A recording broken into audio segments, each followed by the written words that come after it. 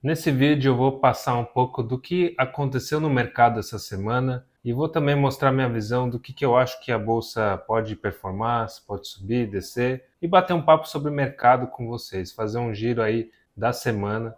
E esse vídeo é mais também aí para a gente conversar sobre isso, então deixa nos comentários o que você acha que vai acontecer com o Ibovespa. Será que a gente realmente conseguiu recuperar aí uma tendência de alta?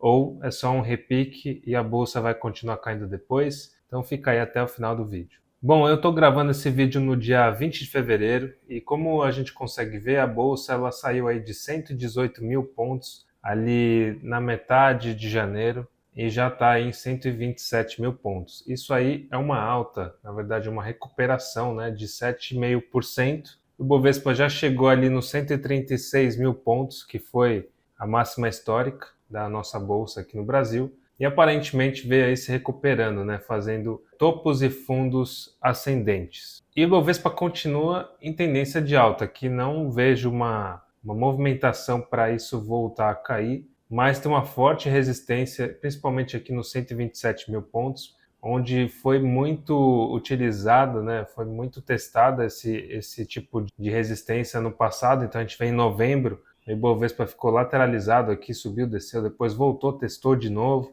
Então parece um ponto difícil do Ibovespa passar a superar, né? Só que se o Ibovespa passa dos 129 mil pontos, que é o topo dessa resistência, a gente aí tem aí 183 mil pontos, 135 mil pontos pela frente, tá?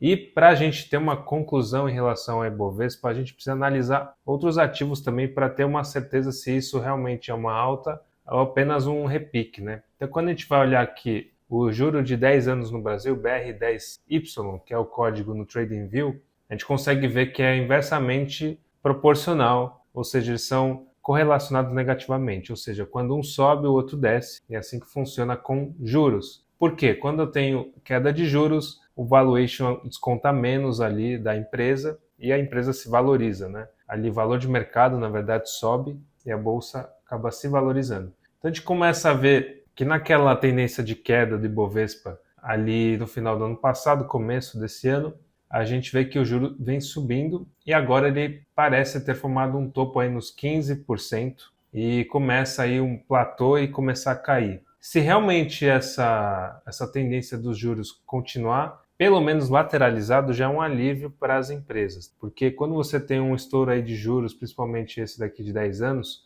a maioria das empresas sente isso no valuation, a gente vê essa queda de bolsa. E talvez essa lateralização dos juros seja somente ali uma reprecificação dos ativos, ou seja, quando a gente está em tendência de alta do juro, ninguém sabe até onde vai essa tendência de alta, então os ativos acabam caindo às vezes muito mais do que deveria.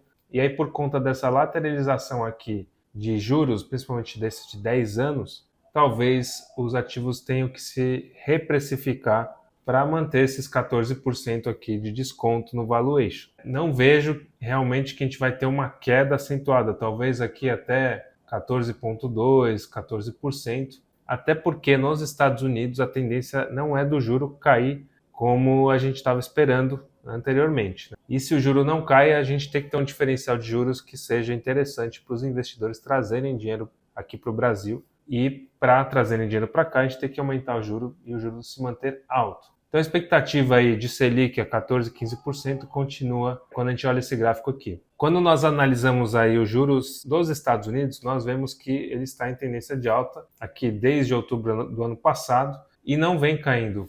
Uma coisa era falar ali em maio de 24, onde a gente conseguia ver uma tendência de queda mesmo, e agora tendência de alta. Isso puxa a Selic também para cima, porque não adianta eu abaixar a Selic aqui se o juro lá nos Estados Unidos está subindo, aonde o investidor vai colocar o dinheiro dele? Onde tem mais juros num lugar seguro ou menos juros em um lugar que tem um risco maior. Então ele vai colocar o dinheiro lá fora e é por isso que nós não podemos abaixar a Selic assim. E por isso que a curva de juros não caiu. Então depende muito, o macroeconômico mexe também com a Selic aqui, a parte do exterior, né, com certeza. E isso afeta o dólar também. Quando nós olhamos o dólar, a gente vê que o dólar está em tendência de queda. Então algumas expectativas do mercado não aconteceram, né? A gente vê que foi aqui um pânico do mercado para fazer a dolarização dos ativos. Muitos investidores têm comentado também que isso se deve também às remessas de final de ano das empresas que têm aqui lucro no Brasil, mas são multinacionais, então precisa enviar dinheiro lá para fora, então tem esse pico aqui. E agora, então, voltando ao normal, o dólar. Isso também se deve em consideração a Selic ter aumentado também aí um ponto percentual, que é algo que traz mais juros reais para quem vai aplicar o dinheiro aqui e atrai investidores estrangeiros para colocarem o seu dinheiro para render. Então, o Brasil é o país do rentismo, né, dos rentistas, como a gente fala, que você deixa o dinheiro lá e vai render juros, não precisa investir em ações. Então você acaba não investindo na economia real, acaba só emprestando dinheiro para ganhar uma taxa. Quando nós analisamos aqui o S&P 500, conseguimos ver que ele continua em tendência de alta já por um bom tempo e parece então que ele vai fazer uma máxima histórica. Na verdade, ele fez máxima histórica no dia 19, foi ontem, né, da data que eu estou gravando, e hoje ele fez um pequeno pullback aqui, na minha opinião. Então, deve continuar em alta aí o S&P 500, fazendo máximas históricas, apesar do juro americano estar em alta. Quando a gente olha aí o gráfico dos Estados Unidos, né, do juro de 10 anos, a gente consegue ver que teve uma pequena queda aí, já é o suficiente para as ações americanas subirem. Os resultados das empresas lá fora tá vindo em linha e na expectativa do mercado, com algumas exceções, né, claro, como Google, que teve aí uma queda de mais ou menos 20%, mas outras empresas tiveram aí um lucro acima do esperado, e a gente consegue ver que isso vem se refletindo aqui no S&P 500, e na minha opinião continua então em tendência de alta. E aí fica uma dica aí para você, se lá fora está em tendência de alta e o dólar caiu, talvez seja o momento de você dolarizar o seu patrimônio, uma parte dele, para investir lá fora, porque lá fora também você vai ter lucro em dólar, né?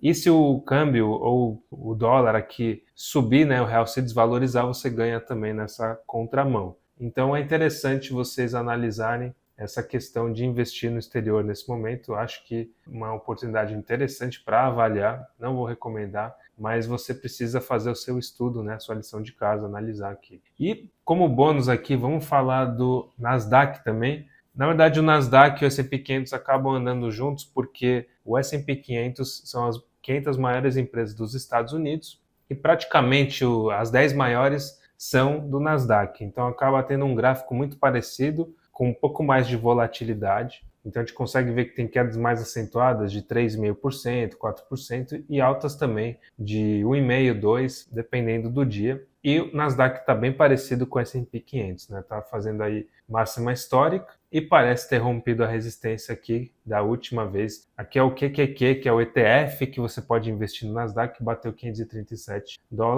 Parece que vai passar dos 537, vai para cima.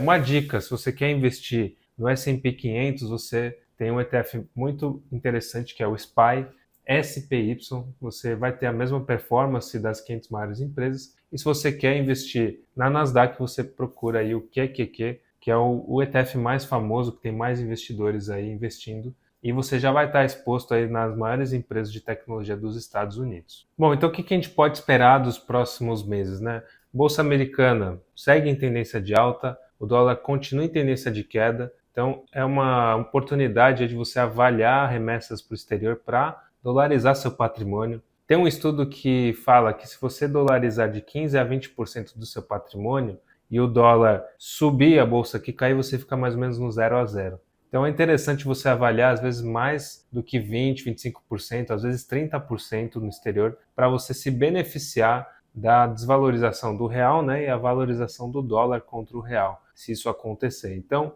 eu acho que está num momento interessante para exposição no exterior. Outra questão, a Bolsa Brasileira. Não vejo aí como uma alta muito expressiva nos próximos dias ou semanas, né? Só se alguma coisa virar. O juro ali está estacionado em 14%, o juro de 10 anos aqui no Brasil. Ele teria que cair para 13, 13,5% para a Bolsa voltar a subir com força e fazer novas máximas. Então, para isso acontecer, muitas coisas, muitas variáveis precisam entrar em conjuntura aí para a gente ter esse resultado, né? O que eu não vejo nesse momento. Mas é isso, então deixa a sua opinião aí nos comentários, deixa o like se você gostou do vídeo, para o YouTube te recomendar vídeos como esse também de outros canais, e se inscreva para não perder nenhum dos meus próximos vídeos e também acompanhar os vídeos anteriores que tem aqui no canal.